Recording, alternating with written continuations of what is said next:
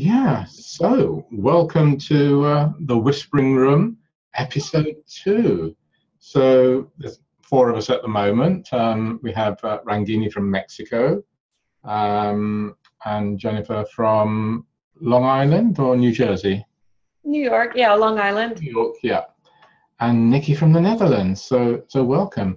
So open to any discussion about anything to do with the work, life, houses, the universe. Fire away, whoever would like to open. I was curious what you meant. I actually have 2 specific questions, but the universe, Yeah. that could be part of my answer if I throw out my question. Yeah. And this is a question that I brought up a little while back. Was I, of course, married up with my house for a lot of reasons, but I found out after I had selected it that one of the chimneys was removed. Oh, yeah. And I feel like it is an issue that keeps coming back. And I believe you said chimney represented stability, like strength, in like that interior strength. And there goes another cat. But anyway, it's I'm basically stuck, and I think my house is stuck. Yeah. I made a lot of progress after the time I saw you, but then we hit like sticking points, my house and I going down our path, and I just feel really stuck, and like I just can't get to the next level. Yeah. I've made a lot of progress, and I feel like there's a nice slow evolution, but maybe I could ask you to give me some thoughts, including the universe and this lack of a chimney. Like, how do I a chimney there? Like, I put a fake chimney there? Like, I don't want a fake chimney because that seems like it would be a fake solution. Yeah. A tenant who lived here had removed it, and it was it was connected to a source of fire. In this living room had a Franklin stove that was heating the place. So it was whole interior that was just like given up on. Can I tell you, it was given up on. It had some cracks. So it's had the heart of the fire taken out of the house. Exactly. And in a way it was done because it was a little broken. The lady, it was a tenant, and my parents lived far enough away that she just did whatever she wanted. And I feel like the house was kind of given up on, like the lady, oh, there's a crack, let's just take the whole thing down. And so now I'm missing this interior stability.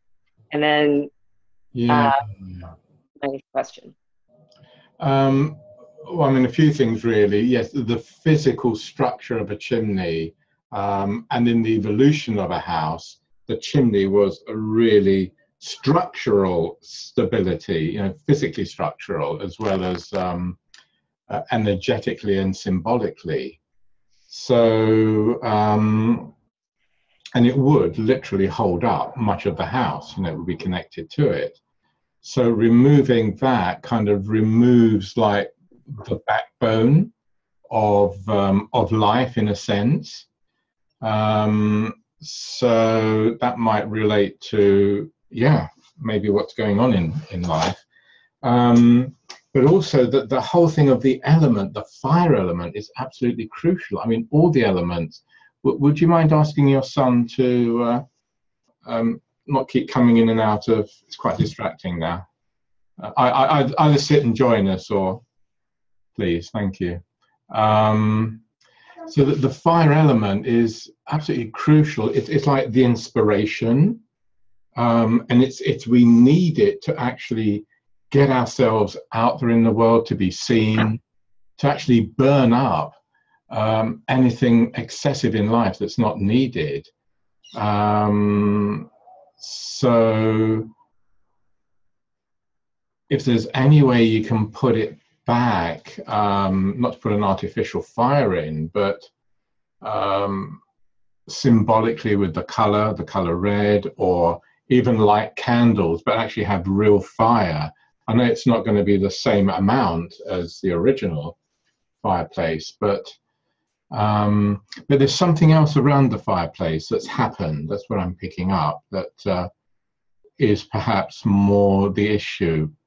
But what's your sense is going on around the fireplace? Well, when my grandmother had this home, it was the center of socialization for her. She was a very social woman. Everyone in Santa Barbara used to know her. There's still people who do.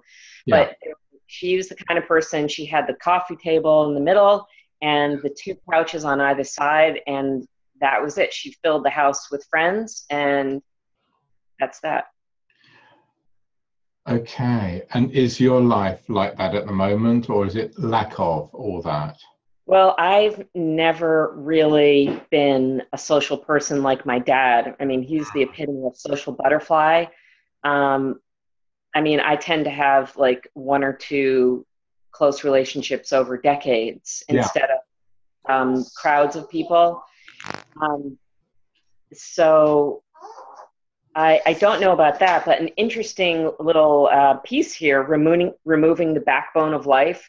My dad's backbone was injured very recently. He had damage after his stroke, and he's completely collapsed. His spine is collapsed, and he still owns this house. You know, okay, yeah. It's middle of the house. It's his house. We rent from him, so you can like there's like sort of a direct thing there when you think of. Yeah, yeah. That's not insignificant for his health. Yeah. If it's his house, you're still, whatever property we own, whether it's one or 100 properties, you're affected by the energy of all of them and the karmic package that comes with each one. So there may be work for him to do in either disconnecting from the house and resolution of that. That's not something we can address now. But it's something to, maybe to talk to him about and consider. Right. Okay. And in the resolution of that, Jennifer, it will help you.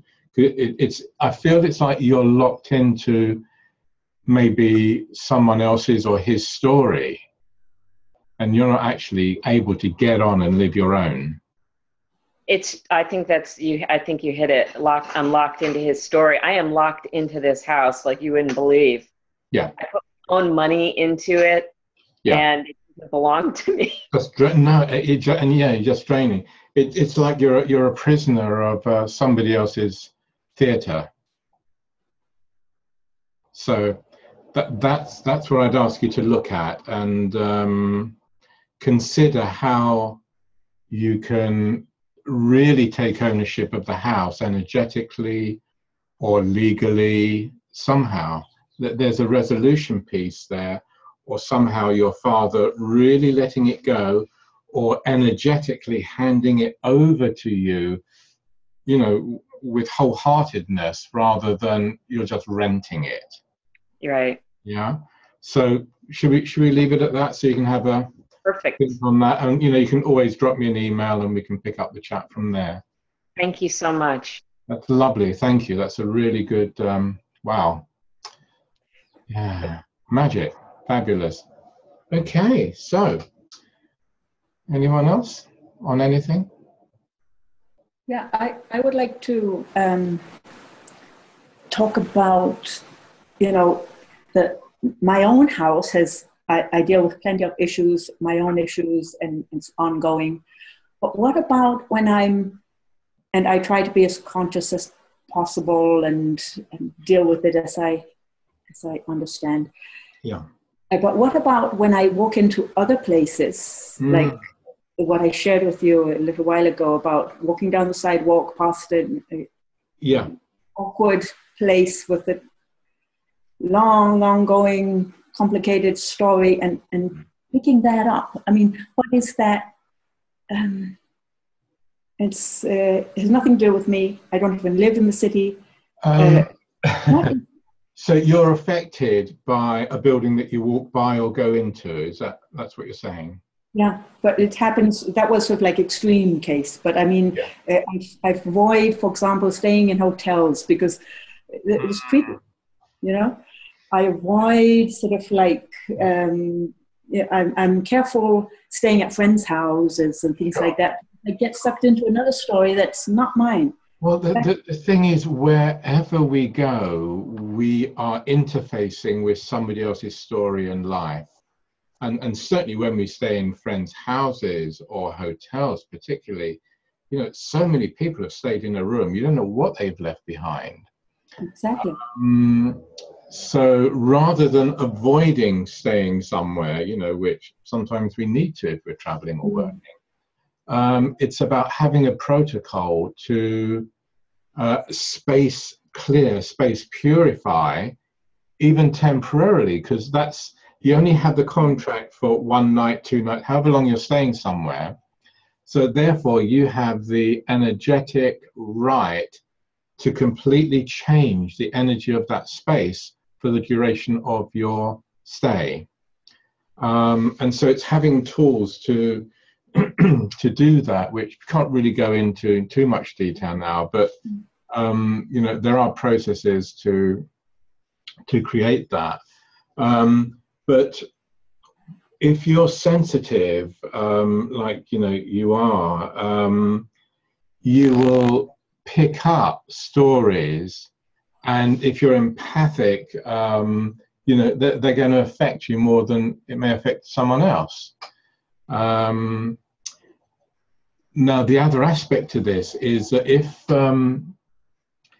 the story that is lingering in a house or a hotel room matches something in your life, in your past, it's going to trigger an emotion stronger than it would somebody else who just, you know, wouldn't be touched by it.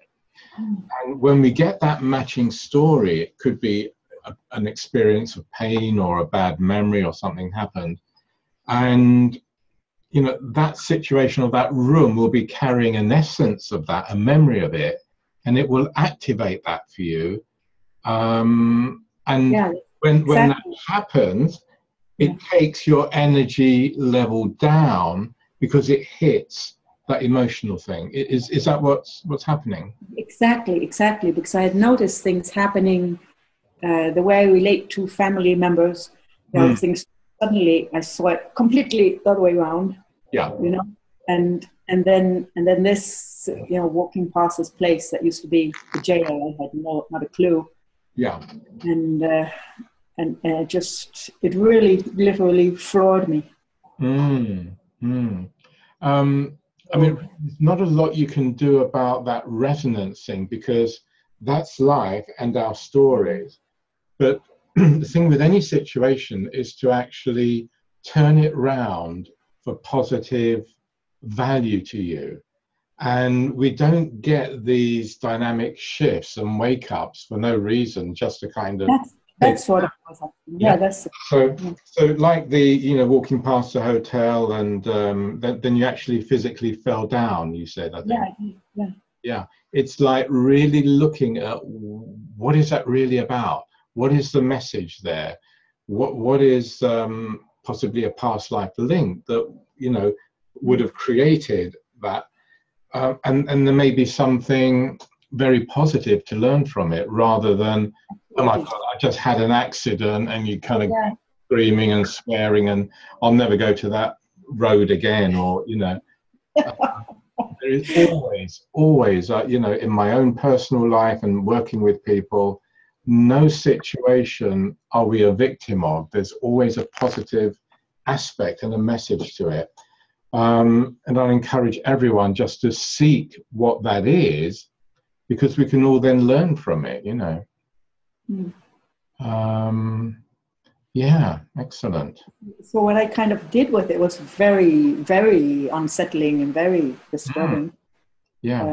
I was actually just crying. I was like, you know, just in pain, physical, emotional. You know, and then I just okay, just stay with it until you really get it. But did you get a deeper message? I got a much deeper message, but but then I wondered, okay, does this mean I will be, the sort of next step is to think, oh, is this how it's always going to be? You know, wherever I go, I pick up these, because physically it's threatening. Yeah, if that pattern will stop when you really see the core root of it. Of course, yeah. And deal with it. Yeah. Life only, reflects something that we need to deal with and clear, so that our soul journey, our personal evolution, can actually move on a step. And it can't do that if we don't deal with these things. But the magic of the universe, our guides, angels, whoever's looking after you, is going to put you down that street, past that particular building, to experience something, so that you can wake up and actually get that emotional hit. Because if life was nice and lovey-dovey and rosy, we wouldn't bother doing any work. So we're put in a situation so that we do kind of get an emotional pain hit, so we can actually, or have the choice to either start looking at it or play the victim and carry on and do it again. But for sure, it will come round again and again until you deal with it. I guess it has. Maybe this is the bottom line. Yeah, but if you recognize what the pattern is, then it's about finding a way to deal with it, resolve it, bring it to rest, whatever it is. You can maybe share that another time, if not now. Yeah, but that's quite important. Sure. Yeah, and it reminds me that if it happens, it's because I can deal with it, and it is coming. Always trust that. It may not be easy, but whatever we're presented with is part of the journey, and we can deal with it for sure. Yeah. So go for it. Magic, super. Thank you. That's very good. Well, there's only yourself left, Nikki. Other people seem to have not connected for some reason, probably technical reasons, but whatever. So, yeah. Well, I have a question too. And it has to do with moving. Moving. When a person is moving to a new place, would you advise them to dissolve the energy in the last house, or pack it up and bring it with you, and how would you go about? Well, whenever we finish our karmic contract with a house, it's very important to bring it to rest. So that there's nothing left for the people moving in. The people who have chosen to move into your house, if you've sold it or whatever, will have been attracted to a certain level of energy, and they have a resonance to that, which is why they were attracted to it, or the house actually attracted them. Yeah, it's a two-way thing. But leaving a house clean and clear and restful is so important, because if you don't, and you have part of yourself still connected to it, you're still energetically tagged in, and wherever you then go, you will still be connected to your previous house and affect the people who are living there. So people living in the house may start to feel things that aren't to do with them, but are to do with you, because you still haven't resolved something. And because you haven't resolved something in your own life, perhaps, and you are still corded and connected to your old house, they're going to pick that up. And likewise, because of that connection, anything that goes on in that house with the new owners is going to affect your life. So it works both ways. So what we don't want is the continuous strands of connection, between the properties we've lived in and where we moved to. Otherwise, you're interfering with each other's lives. And this can also be seen when people, pass over and they were really attached to where they lived. And, I've seen it so many times. You go into a house and there's spirit activity, and it's the person who lived there before or several generations ago, and they are stuck energetically in that space and affecting the current owners. So that's a very common one. And of course, the process of spirit release can happen if you can see who it is that's stuck, listen to their story psychically, and help them to understand that, they can release and move on. And then the people living there who own the house, their lives totally change because they're not overshadowed by, someone's life from another dimension. So, yeah, does that kind of cover it, or anything more specific? Oh, we seem to have lost. Okay. Well, I'm talking to Nikki, but she's dropped off the connection for some reason.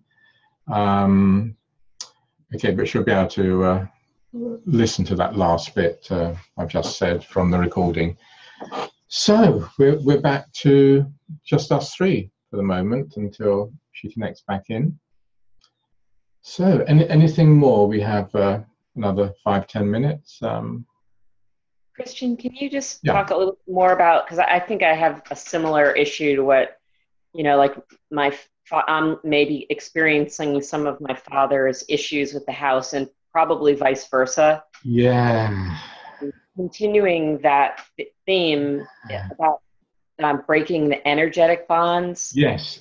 Do you feel that, what did he love the house? Did he want to leave it? What's the situation? No, you know what? He was very connected. He was very connected with his mom who lived here. He often thought he might retire out here. It's a resort community. So he was very tight. He still loves to come out to this place. We here. So yeah, he's energetically and financially connected. Yeah. He's willing to give up the financial, he wants to put the house in a trust for me, but he's had this severe stroke and everything is much more difficult. Sure. But if he can do that, what can he do, or what can we do energetically? Well, no, the financial, that's great because money is energy, but even selling a house, signing over, putting into a trust actually does not guarantee that his energetic link has been released.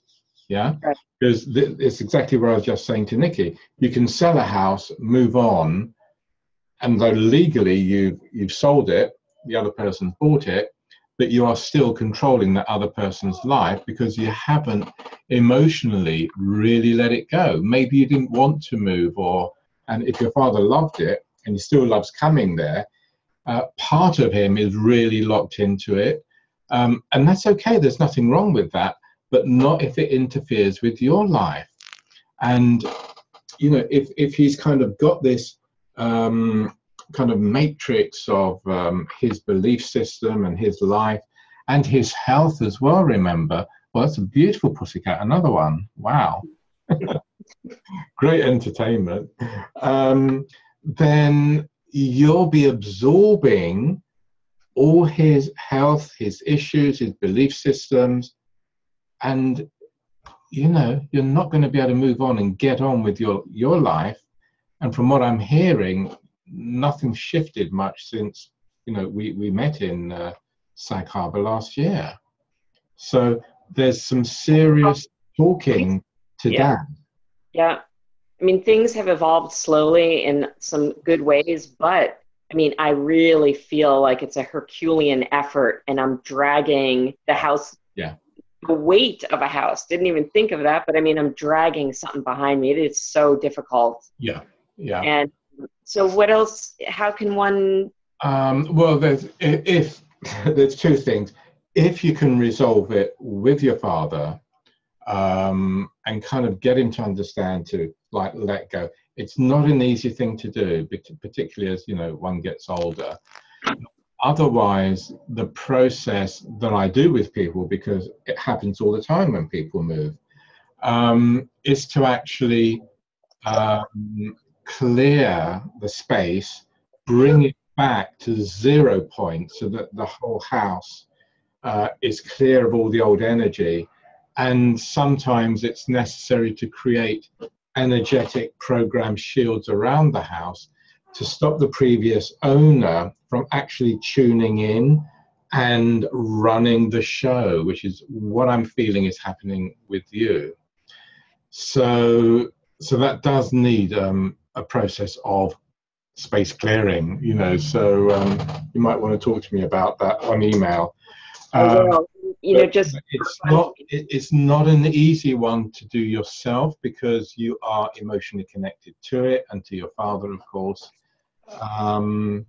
And you know, I would suggest I work with both of you if he was up for that, because if you can resolve it with someone and, you know, the other person really truly from his heart lets it go, you know, it's really effective. Otherwise, what you're doing is actually cutting them out and blocking them, which sometimes you have to do, because either it's not possible to speak to the person who previously owned it, or get them to understand, let it go. You know, it's not an easy concept to work with. If they don't want to let it go, they're not going to do that. So it's a kind of second last resort sort of thing. It's a harsher one. So the best thing is always resolution with anything. And you know, just to, I don't want to take up all the space all the time, but just like an interesting side thing is that this house was rented to a couple other families before me. Yeah. There was like severe violence. After our seminar, I talked to my dad, and one of the guys who lived here carried a gun. He had these horrible dogs that were biting people. I mean, and the house was wrecked with violence. There were like wild parties. My dad didn't live here. He didn't know. I mean, the house is like, like we sell it and run. I mean, so that house is carrying all that energy imprinted in the etheric atmosphere, in the walls, literally in the walls, the floor. So there's that level of violence and stuff to actually zero out. It's another overlay. There's always lots and lots of layers and levels to this.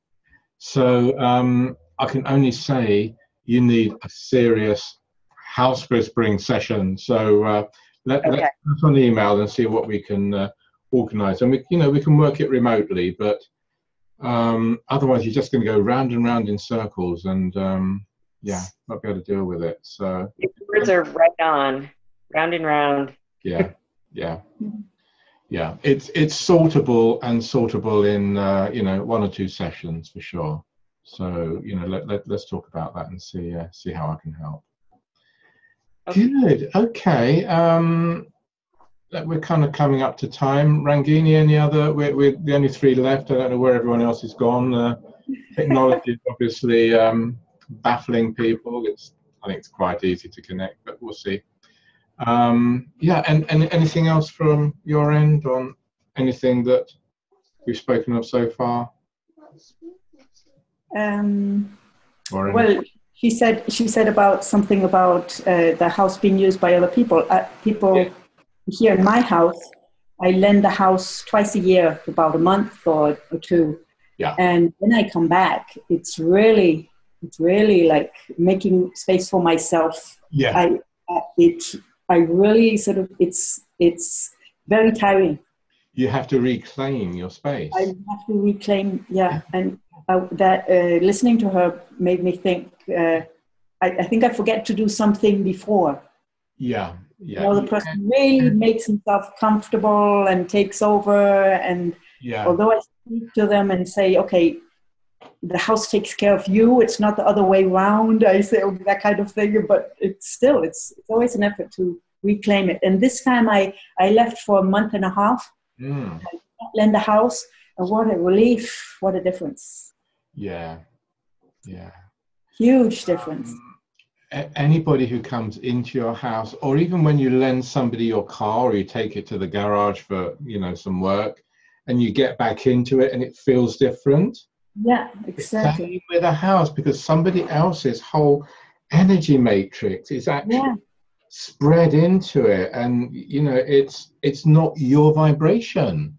So I have to retune the whole place. Yeah, retune the whole place, absolutely, and make it yours. Get your heart connected to the heart of the place again. Nikki, you're back. We lost you there. Have you been online, or you seem to have dropped off? I was not online. I totally missed. I was away for a long time. My internet dropped. No, I saw you disappear, and I kept on talking. But you can watch what I said to you when you disappeared on the recording. But Rangini, you're absolutely right. It's really important to make a space yours if you've lent it to someone or had people stay, especially for several weeks. So good. Okay. So Nikki, did you hear enough to answer your question? I can't remember where you switched out, but it's that link is really important between cutting those links with when you do move. But was there something specific relating to you moving, or just general? No, I just moved, and it's just a general question to discuss the topic, because I was also wondering myself, how would you connect then if you have a business and you open up an extra store or an extra office? Would you then connect it to the first place, or? You can, but you have to connect it energetically, for sure. Yeah. Because physical buildings are literally at 3D level, bricks and mortar. But what really brings a place to life and connected to you is the consciousness. And that consciousness is connected to your consciousness.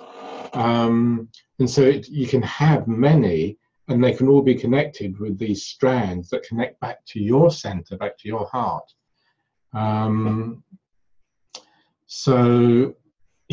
That's a very interesting process with that.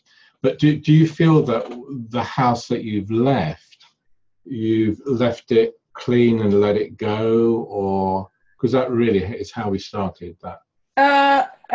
Personally I have, but I visited a friend's place who moved, and what struck me is that it was a totally different house, but it was completely the same essence.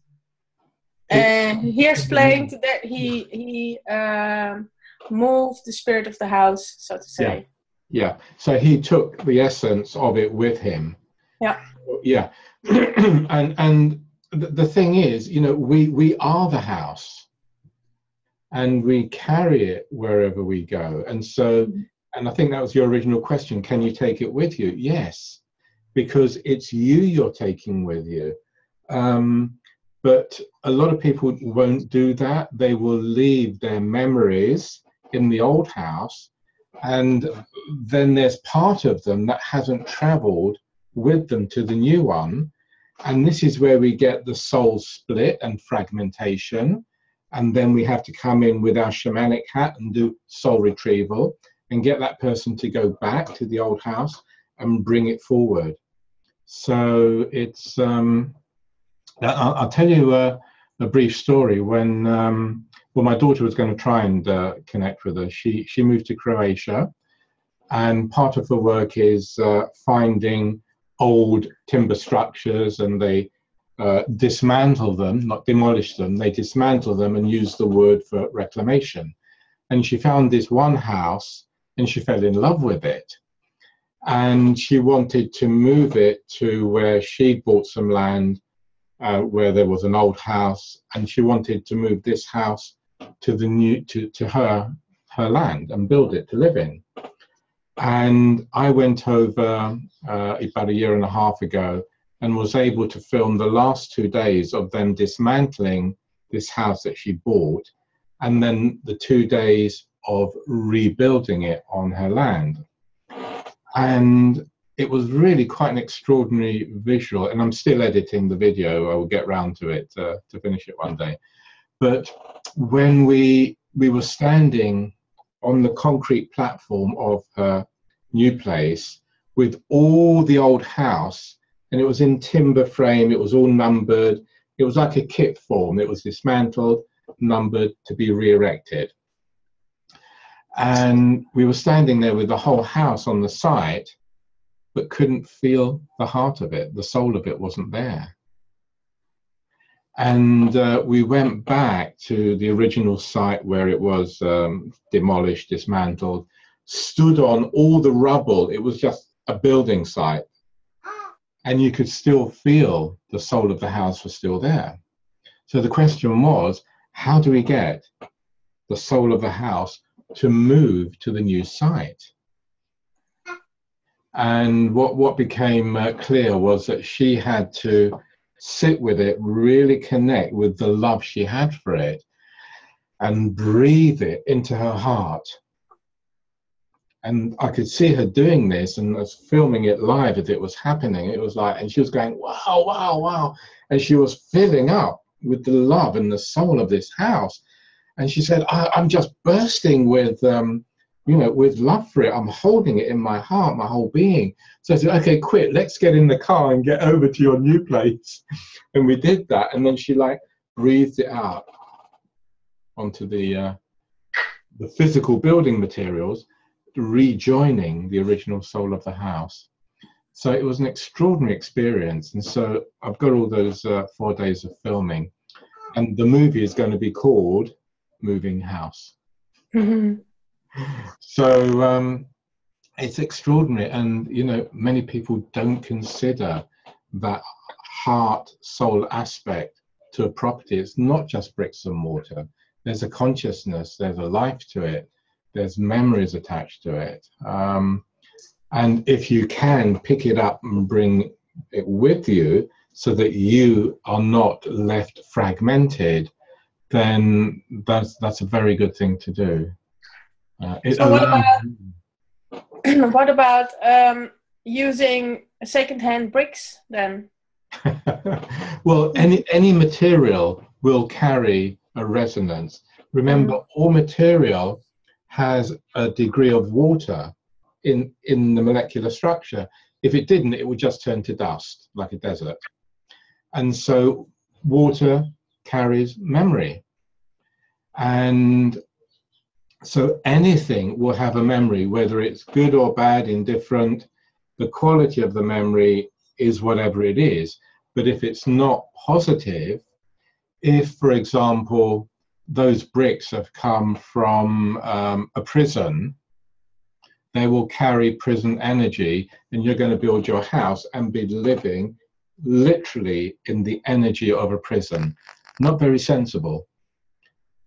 But if you are attracted to that energy of criminality and prisons, you're going to feel at home with those bricks around you.